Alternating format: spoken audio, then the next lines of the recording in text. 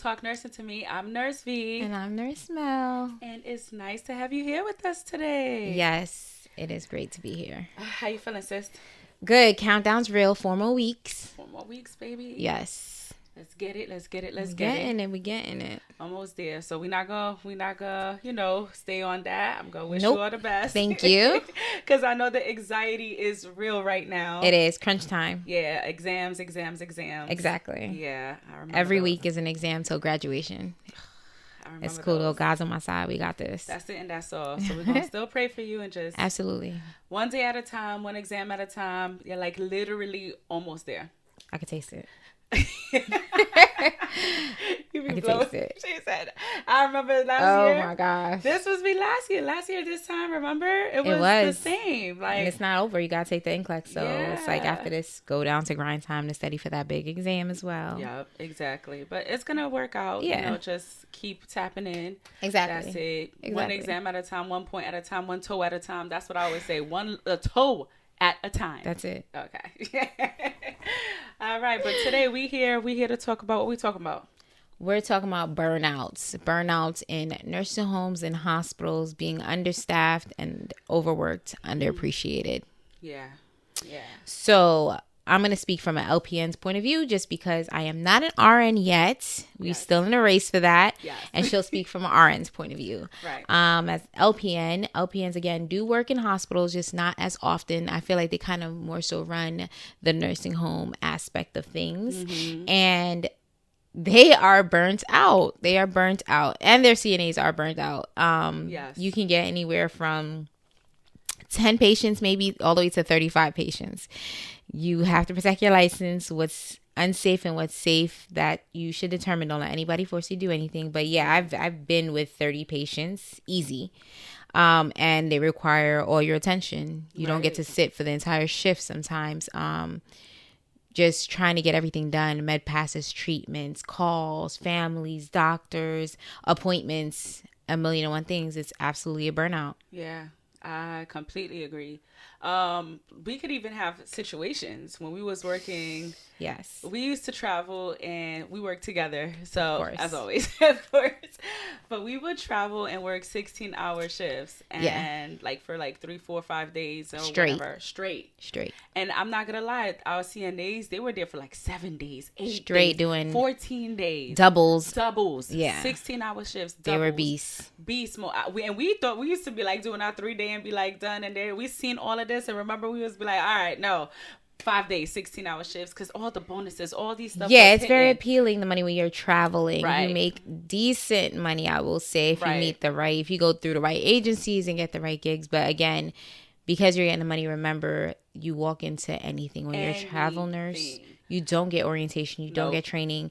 You don't always get received with the amazing, cheerful faces. No, not you at gotta all. figure it out. You gotta fend for yourself. So I wouldn't recommend traveling for anybody that hasn't had at least a year experience in Right. a nursing home specifically, because it is different from a hospital. It is. In a hospital, so as a RN, especially, we get 4, probably 5 patients depending on the unit. Mm-hmm. It will probably be top 5, In comparison, we used to have 20 something to 30 something patients in the nursing homes. So the difference is that they are more stable in the nursing homes, yes, but it is like how many hours it'll take to do a med pass.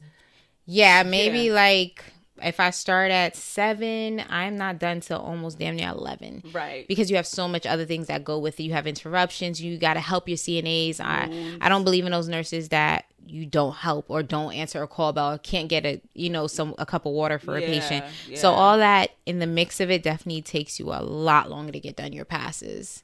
So you want to know what's so funny? When I transitioned to RN and worked at a hospital, now I see it and I'm like, okay, I had 20 plus patients, so it's not going to be, any different. Like, these 4 or 5 patients is going to be easy. Yeah. No. It's literally, though, it's not like that, because there are a lot of times that I can have 4 patients and they're critical. They're more critical than the, stable patients. Yeah. So the time will be just as long. Like, it would literally, and plus you're technically the CNA too. Like, we do have some PCTs, but again, depending on the tech, it's a hit or miss. You literally still doing everything yourself. So a lot of times I won't be done. Like if I start at 7, I won't be done till almost 12 to, have to make sure things are going on again. So it's constant too. Yeah. And I really thought that, okay, like in my head, I'll be able to do time Yeah. management. But it's still time managed. Like you still have to try to manage your time and go towards, okay, the most critical patient first. And then, you drop down from, yeah, exactly. Prioritize the patients. Yeah. It is harder in the nursing homes to prioritize patients because we got so much. So many different requests, requirements. And if you're a compassionate nurse, patients have complaints and they have worries. And sometimes, honestly, they just are lonely and they just want to talk. Yeah. And again, you do have to prioritize because just as much as they need you, there's another patient needs you as well. But I mean, if you have the time after you're done, it just takes 5 minutes to sit there with a patient and just let them just talk. Right. Yeah, and just comfort them. Yeah, they do need people. And it's pretty sad, the nursing home and the patients and the care they get because they're so short staffed. Yeah. That's a big thing. Yeah. So you get a lot of burnouts. You need the money. So you're working a lot. At the same time, you're working short. You shouldn't have 30, 35 patients to one nurse. Yeah. It should be, even 5 is a lot. So imagine 30 to one nurse. Yeah. And then you're helping your CNAs because if you're short, they're short too. Exactly. And if you want a good CNA, your CNAs, they are like the backbones too. Yes. I don't ever knock them. Don't ever knock them. I think they do one heck of a job. Yeah. Their jobs are very difficult and they are underpaid for what they do in my personal opinion. I agree. Completely agree. So, and they're the one that looks out for you as well. If you have that many patients, sometimes you don't catch every wound and they catch it for you. Like, hey, there's a new wound. There's a wound. Did you see this? Yeah, exactly. Oh, yeah. So I'm always super, super grateful for my CNAs as well. Same. It really sucks when people take advantage of it or they don't acknowledge the amount of work they do. And granted, we do have some lazy CNAs. That's the truth. And we'd be like, yo, at this point, I'll just do it because I just don't have time to be going back and forth. Yeah, and absolutely. It's unfortunate, but it is what it is. Absolutely. But how do we manage within ourselves? Like, what have you realized that you have done in order for you to reduce the burnout? Or what can you say you acknowledge that you haven't been doing that you should be doing to reduce burnout? Yeah, this is a couple things. First of all, money is not everything, as crazy as that's going to sound.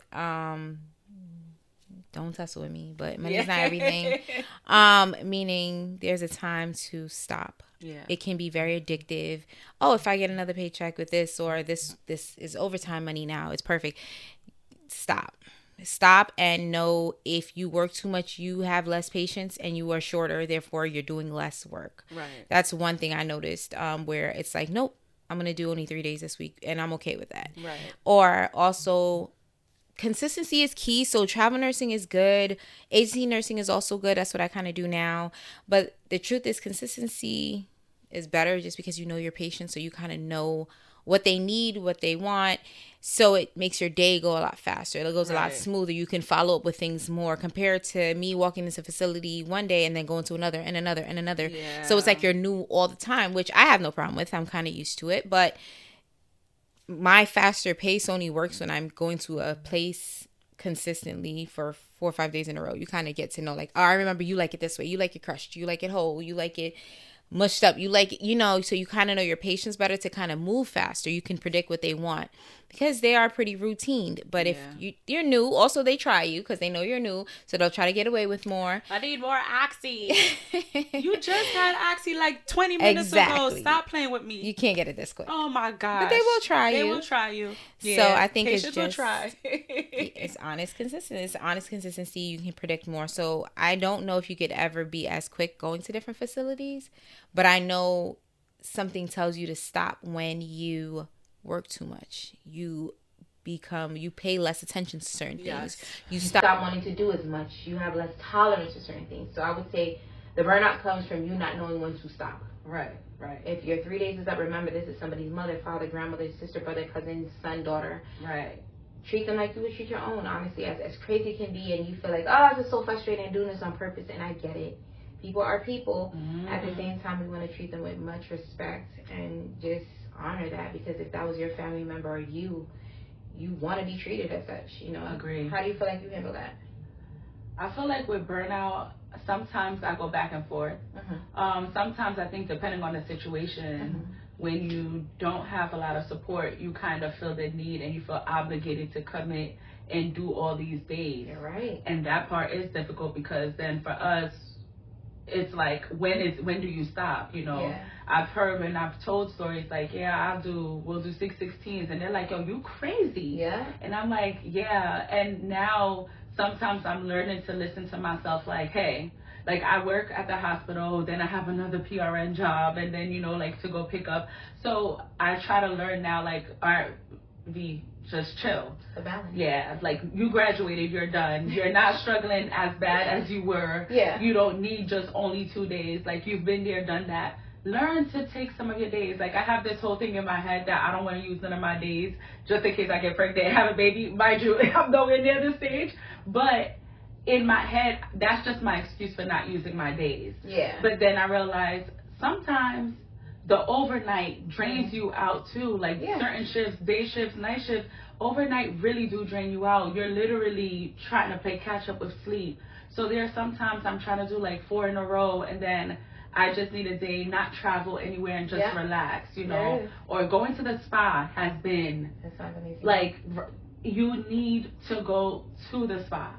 Like pick a day and just be like, screw it, I need a spa day, I need a me day, I need a tune out and focus on me, you know. There's a lot of times take a break during your work hours. And that is the hardest thing to do, especially being a nurse, because there's always looking for you, and it's not always you get the opportunity to take a break. But when you can, take a break, walk away from the nursing station for a bit. Like, just even if you gotta take a walk, it is important because we don't do it.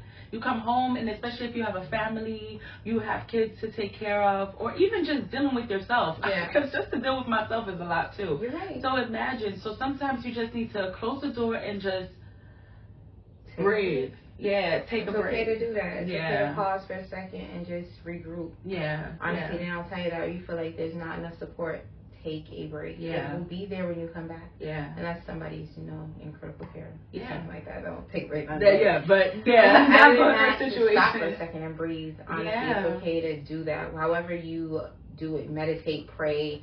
It's okay to just talk to God and like, hey God, I need you to just calm me down. Yeah. Take it one step at a time. Yeah. It's totally acceptable. Because if you make a mistake, they will bury you. Agreed. Seriously. And it's your license. Yes. So let's not forget that. So even if you need to go to the bathroom, there are times that I just needed a second because I had a psych patient going off. I had this patient doing this, or one working in the dementia unit. Once that sundown happened, honey. Everybody's crazy. On and popping. Yeah, everybody's acting up. Everyone's acting up with you. And they hit you. Oh, yeah. Yeah, I got hit by the air. And I was like, I told her I would call my mama on you. Oh, my She hit me in my ear. She said, I don't care. Then when her son came up, she was a sweet little lady. Nothing happened. Back to regular. Nothing happened. She said, oh, I'm so sorry. I didn't mean to hit you. I'm like, lady. You lady. I know you just hit me.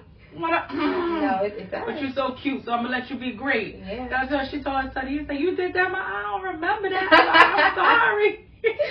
No, it's very, very true.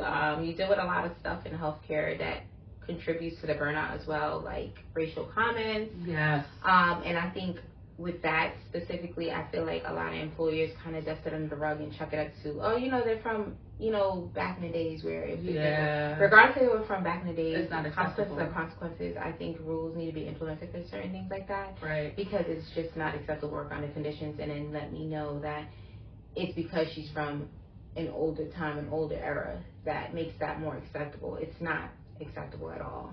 So let me ask you, do you correct them, or do you say something in a situation with which we both have been in? How did you handle that real quick? So the way I handle it, I've dealt with so many different situations with it, called numerous names. Sadly. But it depends on what type of person I'm dealing with. If I'm dealing with a TBI patient, a traumatic brain injury patient, I am going to laugh at you. And I'm going to walk away because there's nothing I can do about that. You're dealing with mental issues. Even though I know you know better, I'm just, at this moment, walk away. We're going to try again later. I'm going to pass it off to my partner. Okay. If I'm dealing with a patient that probably knows better, but just is stuck in their ways, it really depends. It kind of catches me off guard. There was a story really quick that I was working before I was a nurse at optometrist's office, and this old lady and her husband was there.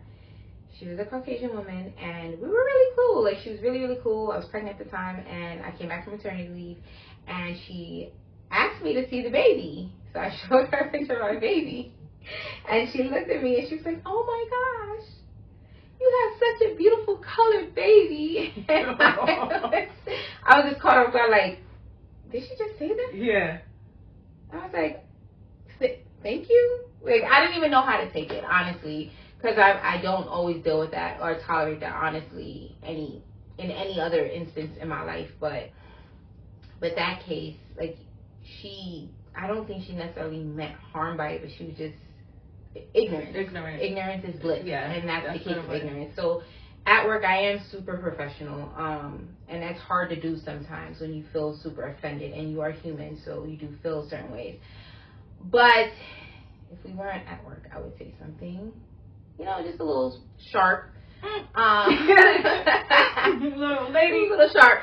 But no, at work I am professional. I try to remain professional at all times because it's his job at the end of the day, and I am not going to be the stereotypical woman that acts a certain way at my job. It is my job, and I take pride in what I do, so I try to remain calm in situations like that. How about you? You want the truth, or you want the truth? Like, no, we want the truth. Okay, I'm still working on it. Okay. I'm still working on it. I'll be honest. Calmer and crazier. I'm very professional at work as well, but one thing I cannot tolerate is disrespect. I agree. And I am still trying to learn my tone. And that's very true. I am still trying to learn my tone when it comes to it and how to respond to certain things. And that I just keep praying to God that He works that in me. But I will correct you. Patient or not, you're still a person and I'm still a person. I'm here to help you. So who are you talking to? So we're just going to correct that, certain things I'm not going to tolerate. And if you have an issue, you can speak to the manager. But one thing I'm not going to tolerate is disrespect. Absolutely. And I literally do say it. I'm speaking to you respectfully. Give that the same way. Because it's not going to go that you think this is a hotel and you can talk to me however you please. Go talk to your mother. Don't talk to me like that. So, again, I'm working on it. I'm working on it. We have this, like, inside joke where, like, I thought, like, my sister, she will slap her once and she will slap you back. Manager, whoever. Yes. Whoever. With me, it's more like you slap me. I think I need like verification first. So I'll go there like, did that just happen? Like, am I losing it? Yeah. Like, what's going on? Rewind that back a little bit. I'm more of that type of person, and then it's like hard to keep my calm after. But I definitely have to check myself. Like, did I? Call and verify with like, did this just happen? So, but we need a balance. Like, I think us together makes a balance. Because I do say, like I said, I'm working on it. I just always pray I get nice patients. And so far, I've been having decent patients besides the psych patients. Yeah. So it's been good. And I just hope we stay in this momentum of being good while I work on, how to respond to disrespect and ignorance. So, let's just hope. But that's why we need days off and we need to utilize those times because we can be burnt out. And a lot of times people do try to talk to us and disrespect us in a way, and that's unacceptable. And times you need to step back. So a day off is okay. Important. A mental day is okay. Like, utilize your days when you can because it's needed, even just to go to the walk to the park, go work out, go to the gym, clear your thoughts, whatever the case is, even just to walk on the treadmill. All of those are good ideas to do when you feel burnt out because bedside nursing will burn you out. And it's an amazing job. It's very rewarding. I need you to know. But let me tell you something. You die today, they will replace you and post your job the same day. Like that. The hospital will stand, the nursing home will stand. You are replaceable. Like that. So you hold your head up high. You do your job with all your heart. Right. Make sure this is something you're passionate about when you do it because it is rewarding. Right. It is rewarding to see somebody that was so sick that you're able to make their days just a little bit better. Yeah. It is rewarding just to hear thank you, So it's not all bad or miserable or the worst of the worst. There are amazing parts. And I feel like nowadays we definitely take nursing and it's more like of a thing to do. Right. And it's such a difficult program to overcome and accomplish it. I guess it makes you value it more. Right. Because you've been going through so much with it. So it's like I really gotta protect my license. I worked so hard for this. Yes. I can't allow. Maybe that's where my patience comes, because it's like, I know what I went through, and it was not easy. Yeah. God knows. Yeah. So I don't have time to let somebody take that away from me. You know. Agree. So if it's not your passion, I'll go for it. Yeah. Go for it. But utilize your time to take your, focus on yourself. Take time. And I'm gonna try. I'm still working on it. Let's work on it, baby. But it's going again. It's going, because again, like times I say, listen, lady, I don't got time to be playing with my license. It's crazy. I say that to the patient. No, yeah. Play with that. I say, listen, this is my license. Let me walk away before anything. No, it's true, and it's crazy. So when people see us, they would think like, oh, she got the attitude, because I'm a little more like, oh, she get mad, Yeah. It takes a little longer for me. Yeah. But she will. It doesn't take much at all. Yeah. You'll probably get a slap out of me first, not a real one, not too much. Not too much. Not too much. But it definitely I do have a little more restraint when it comes to that, and she's more like, no. Yeah. Which, honestly, a healthy balance of both is necessary, because you don't want to be taken advantage of, but you also don't want to be a firecracker all the time. So Agree. That's so why balance is good. Balance is good. Yeah. So get some balance and get some time for yourself so you don't burn out. Yes, that's the more important. And don't forget to like, subscribe, share, and tune in. Make sure you tune in. If you have any questions, any topics you want us to talk about, leave a comment so we can see how to get it going, how we can help you in different ways. So hopefully you got what we took in today. Finding time for yourself, not adding so much days when you don't need to. Yes. And just, once in a blue, go on a vacay, go on the beach, float in the water, something. Even if it's self-care day at home, your feet soaking, maybe a bubble bath. Yes. Just to de-wind. Yes. Unwind. Yes. All right. Well, thanks for tuning in. Bye. Bye.